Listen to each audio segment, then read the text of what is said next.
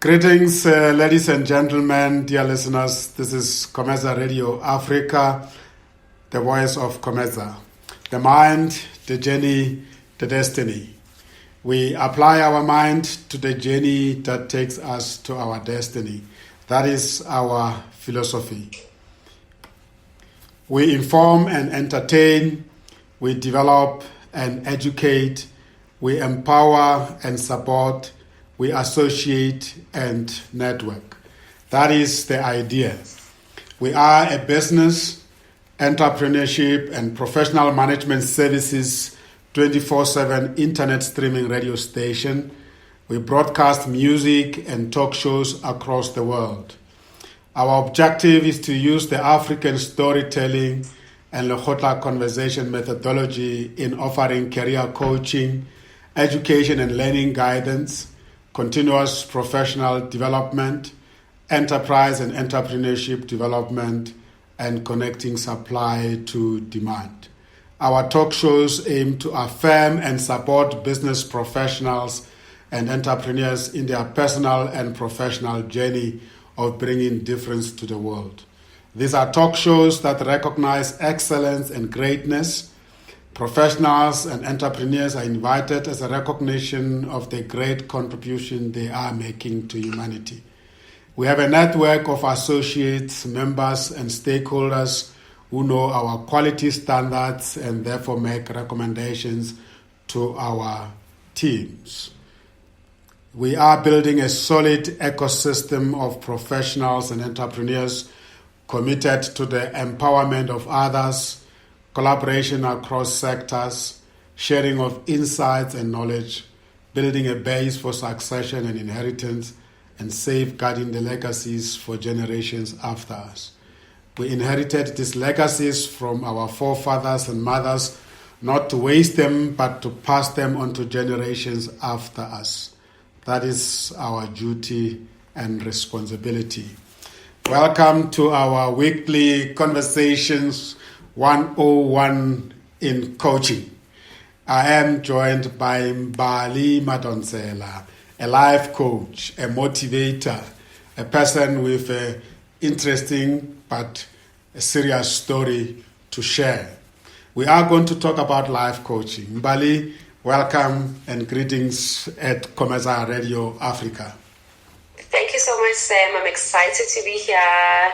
Greetings to all the listeners. I'm going to be sharing a lot today with Sam, and if you listen carefully, you might pick up one or two things that will benefit your life. Beautiful, beautiful. You and I are coaches.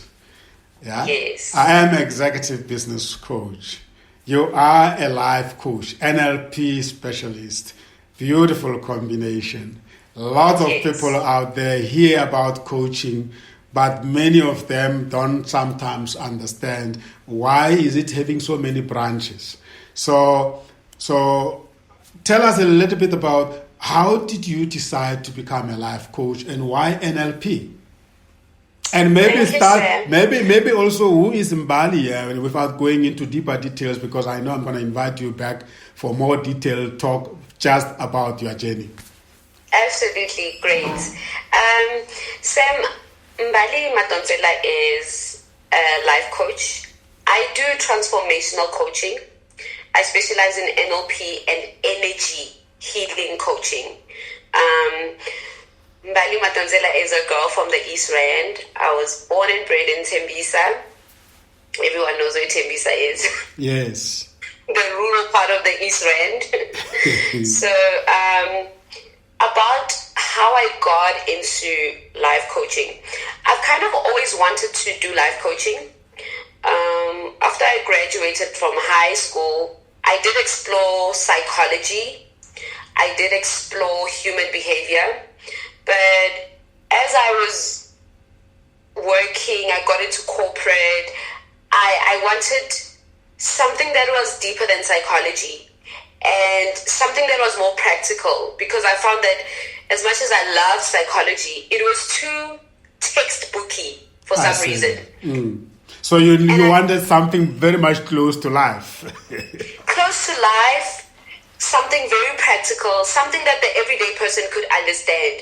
Because I struggled a bit with psychology. As much as I knew there's a place for psychology in society, I was like, how do I tell Black people these things? How do I communicate to people like me about psychology? Because even me, it got me a little bit dizzy sometimes. I was like, yo, how am I going to speak this message, you know? So later on, I discovered the phenomenon of something called life coaching, and I was like, this is definitely something that I want to do. This is definitely something that I want to be a part of, because I knew I could translate it to people like me. And why did you feel that strong about it? Did something happen to you that triggered the need for you to go into life coaching and help people with your facilitation? Definitely, Sam. I come from brokenness. Yes. So I come from a lineage, a generation of brokenness. Yes. I come from a family where there was incest. Yes. And generational incest, not just one person experiencing this incest, but it went across generations. And I saw the effects that it had, the domino effects that trauma has on people like me, because I found that if there's incest in a family that takes place, if one person experiences incest abuse, which is abuse from a family member that is sexual, everybody else gets affected. Yes. Because whether you like it or not, even if it doesn't happen to you, if you witness it, you are also traumatized. Absolutely. If you hear about it, you become traumatized. So the continuous traumatization continues across generations. And if you keep silent about it, you are traumatized. You know what I mean? So I found that the more I shared my story, the more I got healing for myself. And the more I shared my story, the more I realized, oh my God, this is not a unique story. It's almost like a story that goes across the board. So when I realized that it's not, I don't have a unique story, I got the urgency that I need to talk about it. I need to coach about it. I need to educate and facilitate people about it. Because the one thing that I've recognized with trauma, people who experience trauma, we tend to have this special thing. For example, I was molested as a child, but I always felt like I'm this unique person and I'm this strange person and this thing happened to me, and it kind of made me feel like exclusive. But that's what trauma does. Trauma tends to isolate us and tell us these stories that you're alone, don't talk about it, it's you. But when you talk about it, you're like, oh, I'm not a unicorn. There's people like me, there's people who've experienced this, and people who would never have the courage to talk about it. They kind of live this truth through me. So I felt a certain responsibility to kids that grew up where I lived, you know. And I felt a certain urgency to be like, I need to study life coaching. I need to get into this. And that's how I got into it. Beautiful. And tell me, was your healing facilitated by a life coach? Or it's just something that came... Did you get a life coach, or did you go for psychological counsel, psychologist for counseling? Or how did yours happen? Okay, so mine was a deep journey, right? So back when I was coming up, so I'm a 90s child. Back when I was coming up, I didn't know what life coaching is. I was never taught about it. I had a high school counselor. I had a house school counselor that I attended throughout high school, which was good because it was like, okay, this is how you're going to get help. And later on, when I got deeper into my healing, I did get a psychologist, and then I got a therapist. But after a while in my healing journey, because the journey of sexual trauma is very layered, you know, you're struggling with being a black girl who doesn't have resources. First of all, you don't have the proper resources to get the help that you need. So you're going to a community clinic, a community hospital to talk to the counselor there. The counselor there is telling you, "Oh yeah, shame, you doomed. Hey, this is bad." To make it worse. Making it kind of like making you feel like, yeah, this is really bad now, you know. And then later on, when I got into therapy, deep into therapy, I felt like therapy was not working for me because I found myself telling my story 1,000 times and crying all over again. But I was missing the practical tools to how do I go about my life now? Because when you're in therapy, after a while, you get stuck in the cycle of talk about it. And you're like, but I've talked about it. I've cried about it. What do I do now? I want to live my life. You get tired of explaining your trauma all over again. And only later when I discovered coaching, I was like, oh my God, what I've been wasting so much time. I wish I knew coaching, because in literally like 10 sessions, by session 3 of coaching, literally coaching, you don't even need 10 sessions, but by the 3rd session, I had made so many turnarounds in my healing journey. And I was like, how I wish someone had told me about this. But will you agree with me that therapy paved the way for coaching to sit well with you? Because the two are not the same. Definitely. There is, like I say, in healing, there's a spectrum. We need coaches. We need the therapists. We need... It's so holistic. For some of us, we even need prayer. We even need meditation. We even need, all of these aspects for our healing. But what I don't agree with is you just need to say, oh, but I'm praying. No, I'm praying. I'm fine. I'm praying. That would never be enough. And you can't just say... Because when we deal with sexual trauma, we're dealing with body trauma.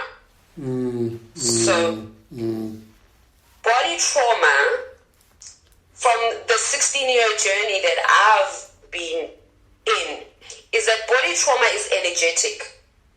Right? So what happens is psychology and therapy will help you deal with the cognitive part of how it messes you up.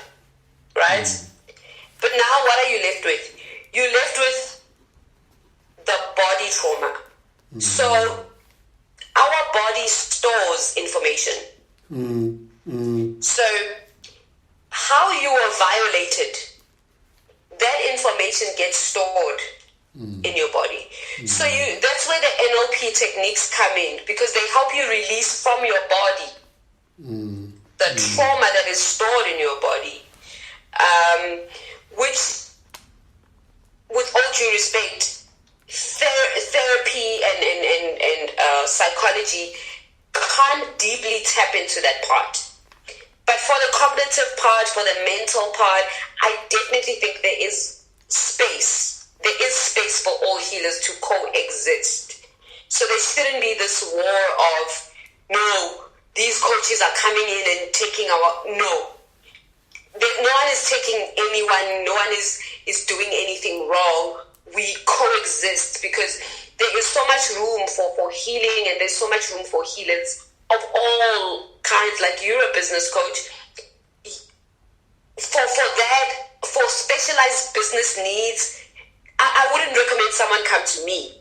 Absolutely. I'd say, okay, I have Sam in my network. Maybe you should. I'd have to refer them to you, because they get more out of you for business than they would out of me. Beautiful. And now After you have done your coaching sessions, you decided that I must become a coach. Yes. That is a product from what your journey, right? Yes, so it happened kind of simultaneously. I've always known that personally I would want to get into life coaching. So my first qualification, which is transformational coaching, I got it and then I did nothing about it. So I got it and I was stuck. And I was like, who do I coach? Who needs this? And it's only after my getting personal coaching where I went to do NLP, I went to do mind and body trauma. I learned about mind and body trauma. I actually went deep into it.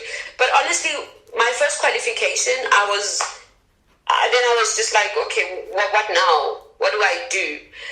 Because I already had a vision that I want to coach Black people or people like me.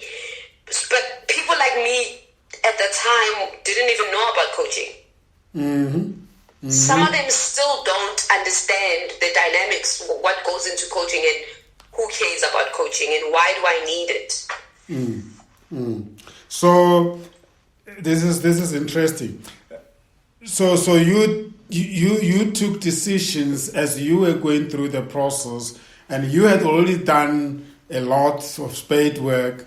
And you mentioned transformational coaching. Now you're an NLP specialist. You are a life coach, and you decided to package them into what I see on your profile here, Zion Rose Rising. This is a beautiful name. Why this name? Yes.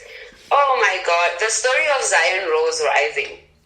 So I've always had this.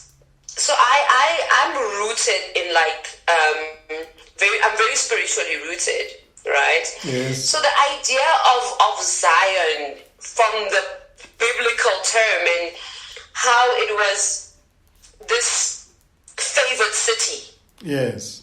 Right? How it was always, there is a part in the Bible where Jacob is renamed to Israel, and all of these cities, I connected to Zion because I felt like I belonged to those people, the people that are favored and the people that are continuously chosen, you know. So how it came to be is that I've always kind of, when I began like my healing journey, I changed my own story and I said, I was chosen to be molested. Wow. I was chosen because I wasn't molested for myself. I was molested for cities. I was molested for generations. I was molested. And it sounds, I don't know, to some people it sounds like, why would you say you were chosen? But I kind of looked at it as, this was my gift that was given to me because I am the one. I am the chosen city. I am Zion. Wow. So obviously Mbali, the rose from there yes, that is also my next point. I was going to say that absolutely, definitely the rose can only be Mbali, which is the rose, the flower. Ne? Zion rose rising and continuously rising, because I even call like my community, the people that follow me, I call them rosebuds. Yes. Because I feel like in your trauma, you like inside this cocoon of a rosebud. But as you heal, you rise and you open up and you spread and you blossom like a rose. So that's the whole... Beautiful. And where are you operating from now? Do you have a home office and you get people coming for sessions with you? And how is business? So I have a home office. I used to be based in Midrand. I used to take my sessions in Midrand, but now I with the whole COVID situation, I've had to adapt to the online world. So I do online sessions. It's been tricky because I'm a very personal coach because I do body work. I see. Yeah, so I need to be in the space and I feel the energy.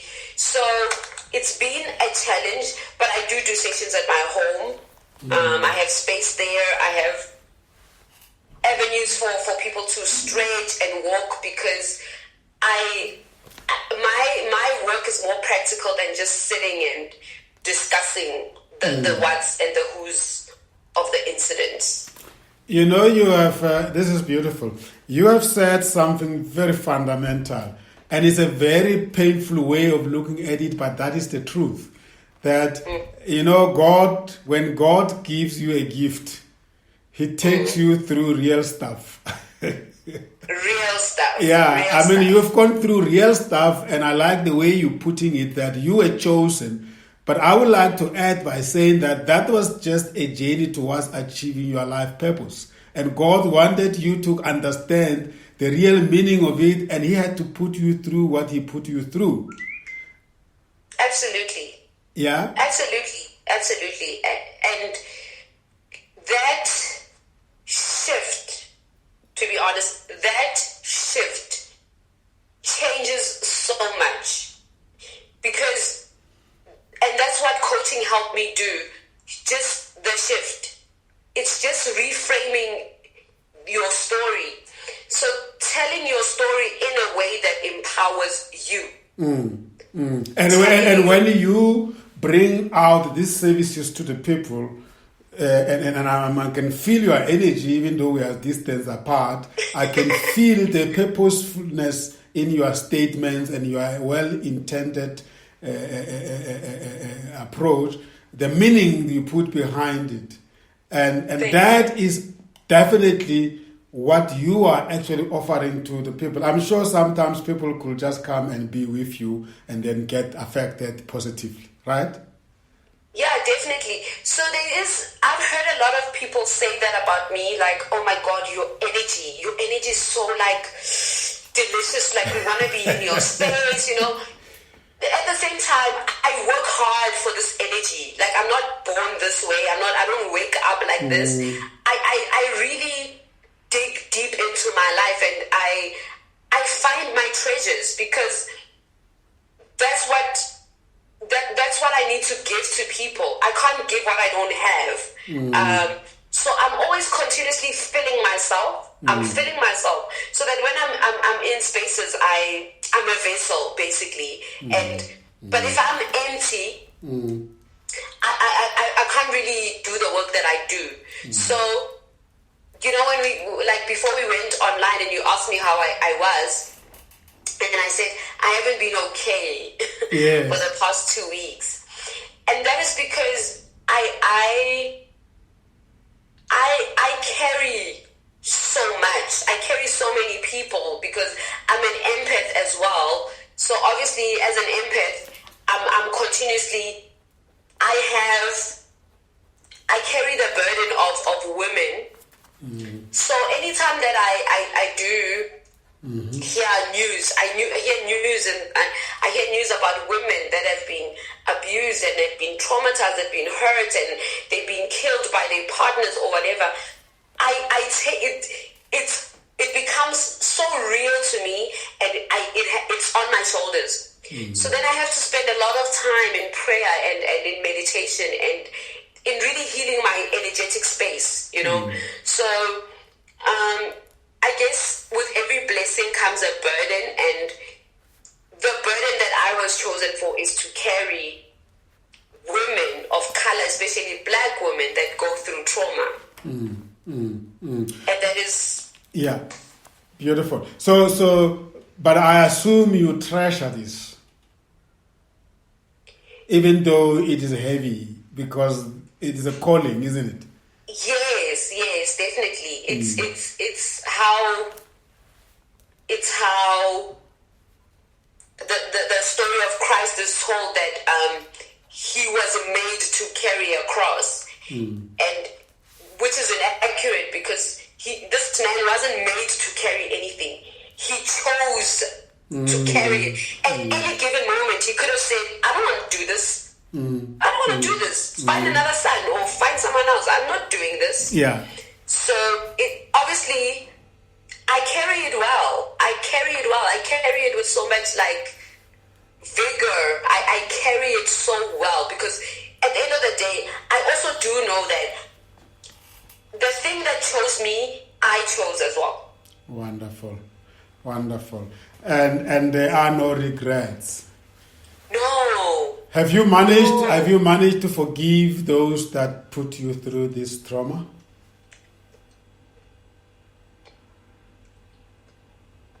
I have managed to forgive them.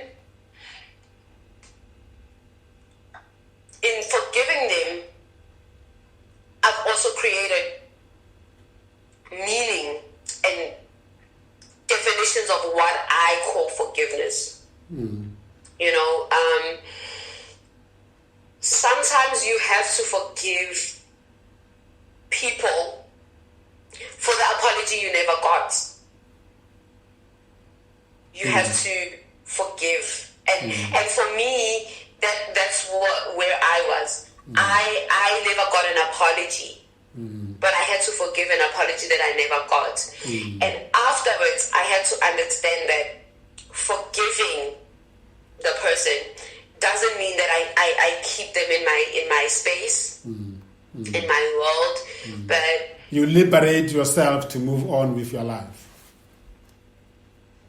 Yes, because sometimes sometimes you think you're not forgiving because, oh my God, they bad, but that's an excuse sometimes, not all the time, but what I've discovered is that most of the time we hold on to not forgiving because forgiving another person means you have to forgive yourself. And that is the harder part. The if I let this one go, I have to let myself go.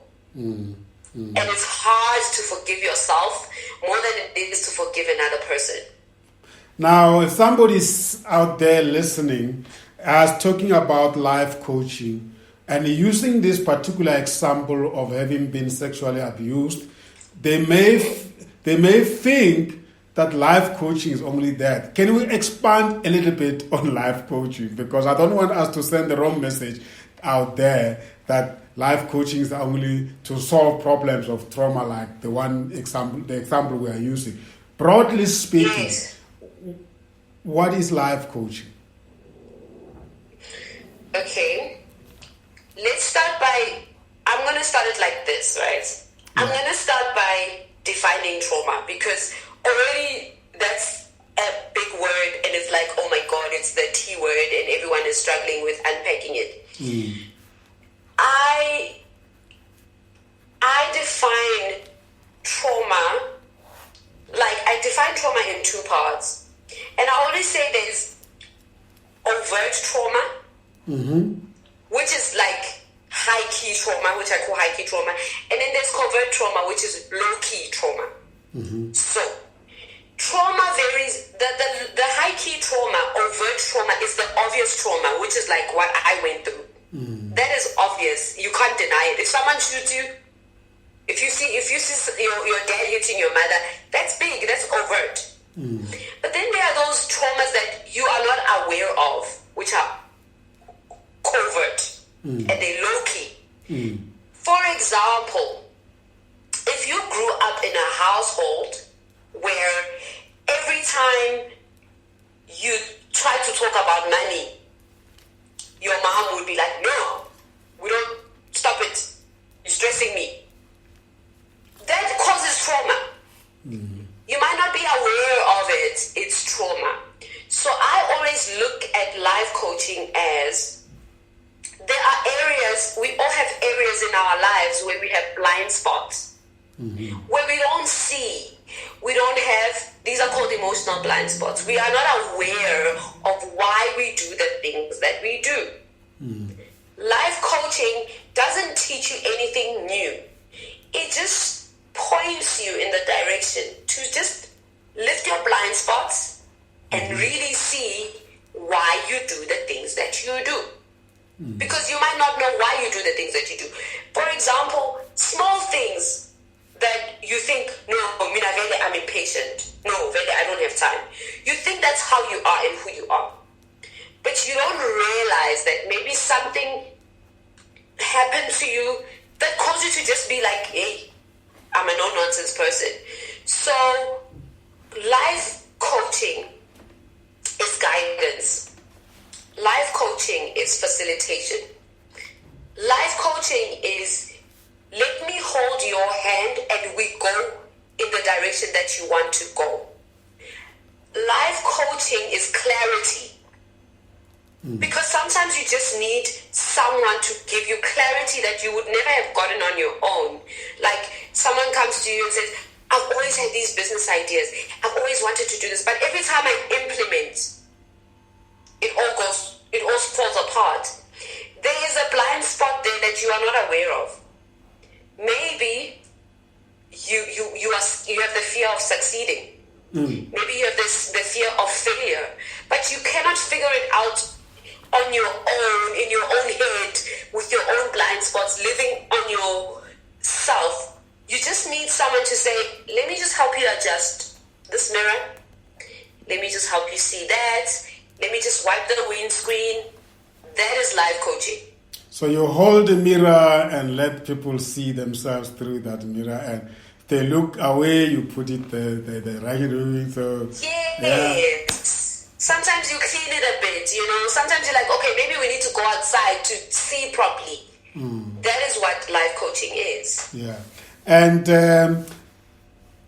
how does one become a life coach? Yours was a very long process of many years journey until you landed at it, and I'm sure at a particular point in time you said, aha, this is what God has been preparing me for. But there might be people sitting there, I don't want to go through what Mbali went through, but I want to be a life coach. Don't. But Please don't. Mine was the long route, so I took one for the team, right? Yes. I took one for everyone. You don't need to. Yeah. And I think the first things that you need have nothing to do with school, right? For me, the first thing that you need is you need to have a deep belief in the human spirit. If you're a person who's like, everything gafana or gabeta all the time, or you're one of those people, it's going to be difficult for you to become a life coach. You need to believe in the human spirit and that it can change and it can be better and strive for more and be better. So you need that belief to start with. The second thing that I think you need to become a life coach, you need to envision, you need to be a person who sees what's not visible right now.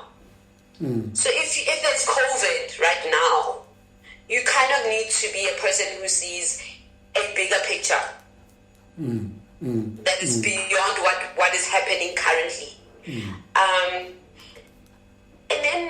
And if I don't have that ability, can I acquire that ability to see the bigger picture?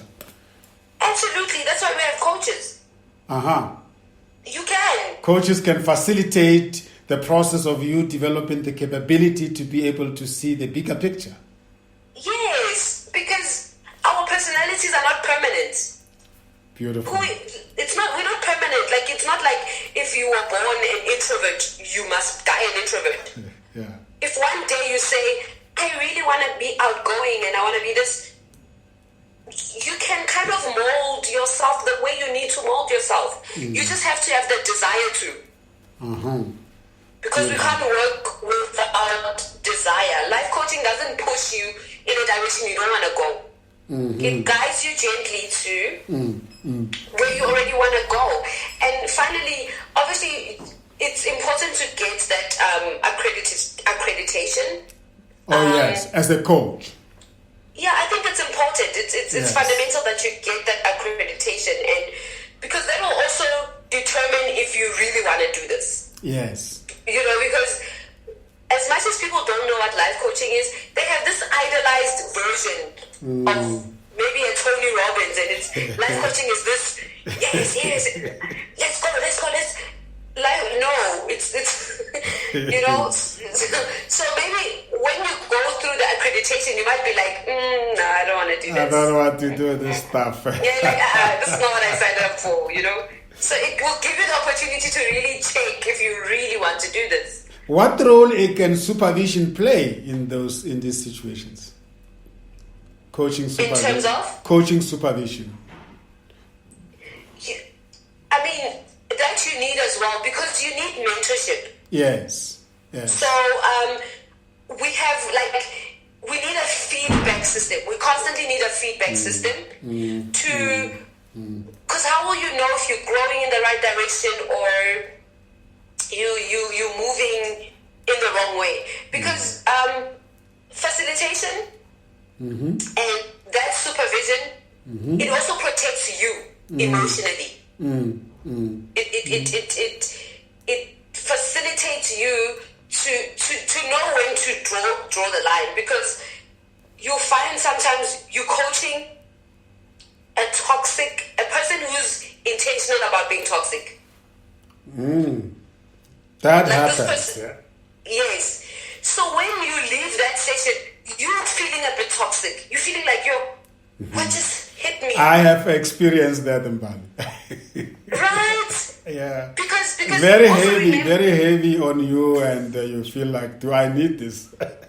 Exactly. It is heavy on you because remember, unlike a doctor can sit there and not have to carry your disease. They can just administer medication and go home and be with their families. A life coaching is like, you hold my hand, I hold your hand. When I lean back, you lean forward. It's like a dance. So when the person is at a lower vibration and they insisting on staying there, it does kind of drag you as the coach. So you need that emotional hygiene all the time. That's where we get that from our mentors and being supervised, because you will get sick. Yeah, you will get sick. Absolutely.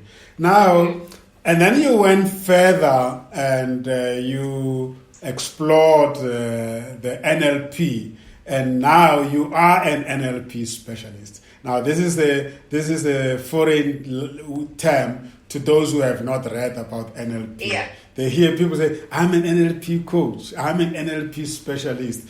Can you just simplify this for us? I understand it because I'm a coach, but can you just simplify so that next time when people come across Mbali and say Mbali say, I'm really an NLP specialist in my coaching, then they don't get scared and intimidated. How do I even put this in layman's terms? I mean, the abbreviation is there, but it doesn't mean much. I mean, the full name is there, neuro-linguistic programming. That is even more complicated when you say it in full. It's more complicated than NLP. So, basically, neuro-linguistic programming is like a teaching that teaches, it's a mental study. So what it teaches us, it's a technique where we use to help people get out. I say it helps you get out of your own head and get out of your own way. Because what it basically lies on is that each and every one of us has our frame of reference. Everything we go through creates a frame of reference, a perspective. So, for example, if you have experienced your father slapping you, and your reaction to that is like, you will build a reference around that, a frame of reference. So you will automatically, your brain will tell you, okay, all men slap me. That starts to form a belief system in you. So what neuro-linguistic programming does is, for me, it disrupts that thing that you formed. It disrupts that pattern that you already know. So it kind of helps you reprogram your mind and ask the questions, what if this is not the entire truth? What if there are other ways to explore this truth? What if there were other possibilities? So you get out of your own head, and when the world looks small, neuro-linguistic programming helps you just open up and say, maybe I wasn't raped because I'm a bad person. Maybe my businesses didn't fail because I come from a poor background. It for me, it helps explore. Because in healing, you explore. In finding answers, you exploring other possibilities. Instead of saying, oh no, the only solution that's left is to kill myself. There's no other option. This is it. This is it. I'm in debt. I'm going to kill myself. So it can be useful in helping people overcome stuckness. Né? Yes. Overcome obstacles and find different avenues to overcome one thing. So find ways. So you will say that within a life coaching, NLP is a very powerful tool that we can use to help people get out of the patterns that they have acquired knowingly or unknowingly. Knowingly or unknowingly, yes. Yeah, beautiful. Yes, I like that. You know, you have just helped so many people out there. I'm sure so many people now will say, wow, that sounds like something that we need. Yeah, I'm so grateful that I'm helping people. Yeah. So the challenge is like what the question that you asked me, the challenge is always not hitting people with these terms and terminologies, and it's breaking down this language of coaching and just giving it to people in a nyaguzwa, okay. Yes. Because now we're gonna be like, there's all these big terms that mean nothing unless people understand them. I always say that you go to a coaching school to learn these tools, the methodologies and practices and frameworks, so that when you are with people, you are able to function well and help them solve their problems. Not to throw them at people, because that's not the whole idea. And then I go further and say that whenever I'm in a coaching session, I always have this imaginary picture, this imagination in me that on my right side, I've got this a tool box full of all the tools that I need there and there as I'm interacting. And if I know this, I go in and I just dig and bring out. Like a motor mechanic, he never comes to your car without a tool bag. Even if he doesn't know what the problem is, he just take all his tool bag. Because while he's there diagnosing this situation, he might realize that, no, I need size 3 of a spanner, not size 5. But he will have all the sizes there. So I think we are addressing a very fundamental behavior as coaches that we must avoid. That of wanting to throw what we know to the clients, even if it's not applicable at that time. Yeah. Beautiful. That's a big one, I think. Yeah. And it's very important because we want people to be helped, not to be frustrated by what we know. Yes, definitely. Wow. And I know Mbali, and this is beautiful as us. That's why I was very celebrating at the beginning that here is an executive business coach talking to a life coach. And I think this is the collaboration that we need. And I know that you and I, we have just concluded the process. I don't know whether I did sign, but I know we did conclude the process of you becoming an associate of Cometa. And us becoming each other's associate. I'm very excited about that. How does it feel for you? It feels exciting. It's always nice to have a network. Yes. Simply because you have to understand your strengths, right? Yes. You have to know your lane. Stick to your lane. So, like I said in the beginning, I'm not shy to refer. refer people because I know what I work with. I know my vision. So it's nice to have someone in my network to say, okay, no, you know what? I'd love to help you, but when it comes to business, when it comes to strategizing for business, I have someone who could really help you more than me. And likewise, I mean, in some of my executives that I coach and entrepreneurs I coach, sometimes you find that what causes them to be stuck is nothing to do with their business, but their life side. Exactly. You know, some things at home are not going well, or the child is giving them problems, or they themselves, their own life, they still have unresolved issues. And then we've had a life coach like you, we could say, can I book you one session with Mbali? And then that's the referral in that way. Beautiful stuff. I want us to just sum up, because in Coaching 101 session is we want to extract something for ourselves and then for the audience. How will you summarize what we have just been dealing with here in this Coaching 101 conversation in a couple of minutes? Oh my God, that's a difficult one. Because we've done so much. We've spoken about so much. How I would sum it up for me is, from where I stand, if I would be outside of the conversation, is there's a lot of work to be done in the coaching space. There's still a lot of work to be done in the coaching space.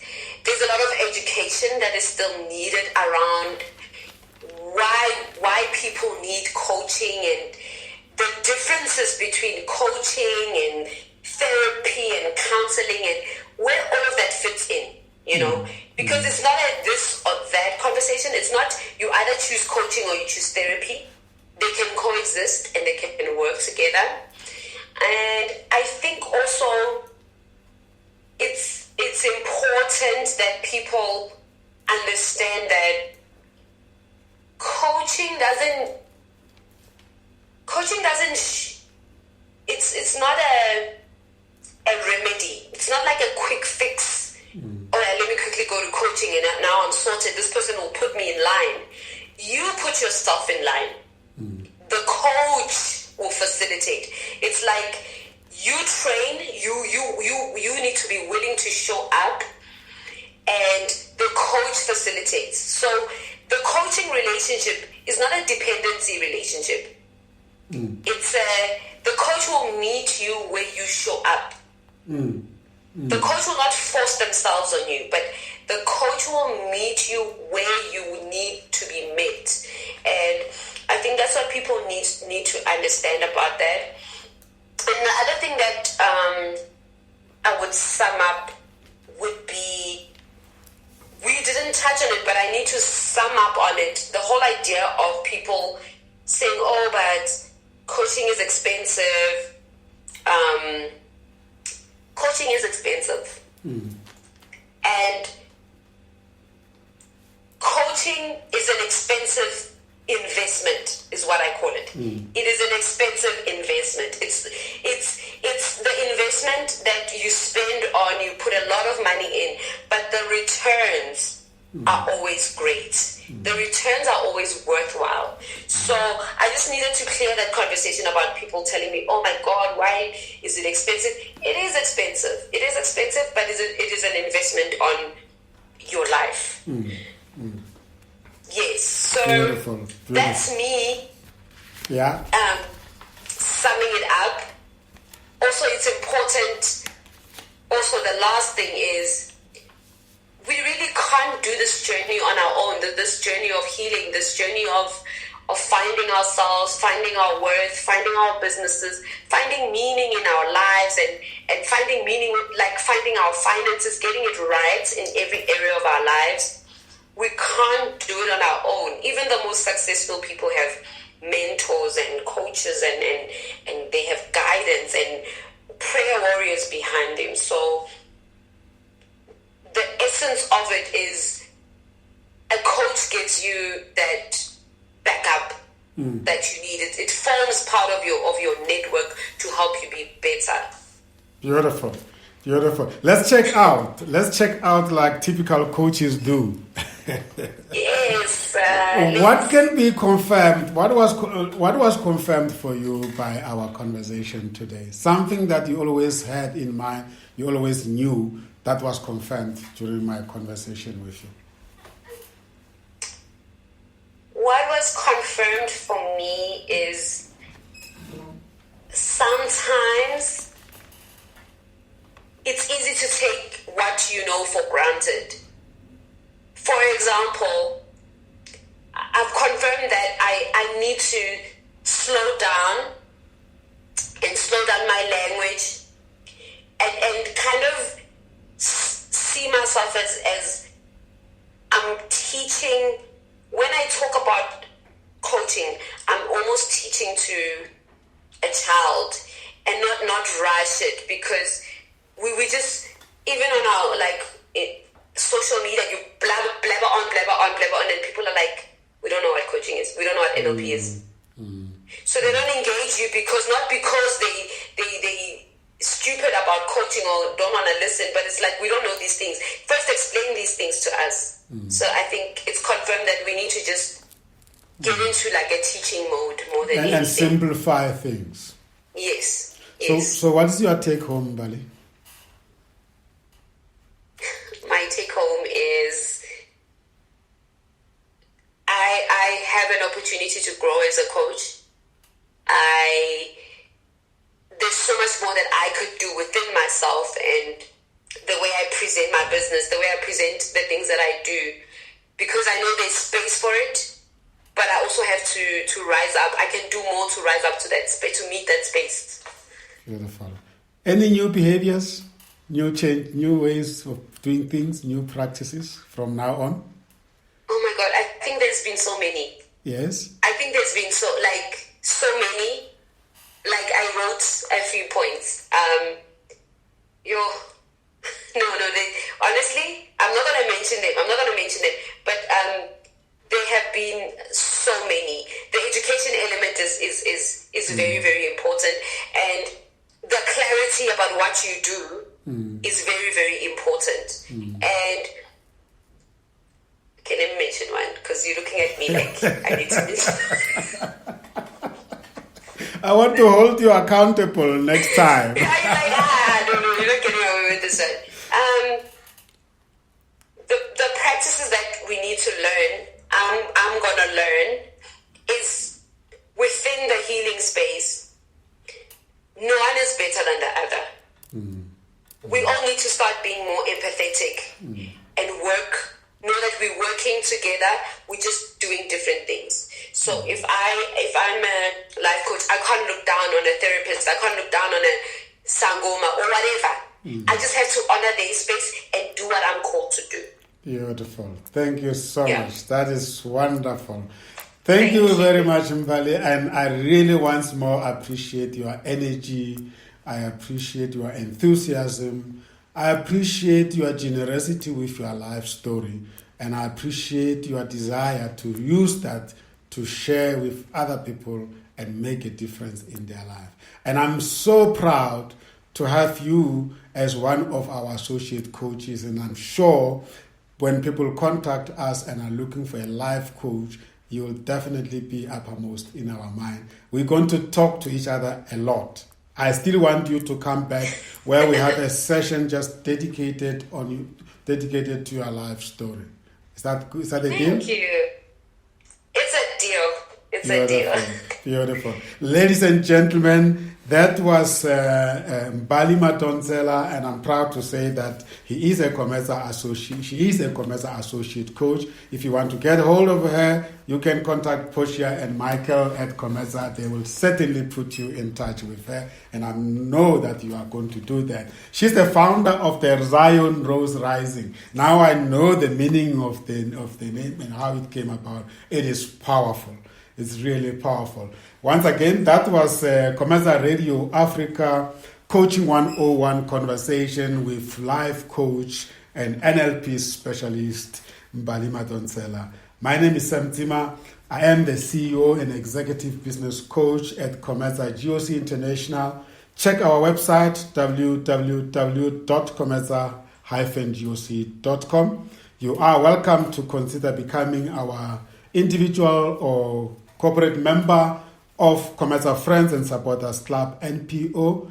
The application can be done online at www.comezaclub.africa, and we look forward to welcoming you. For now, we say thank you for joining. Take care, goodbye, and be safe.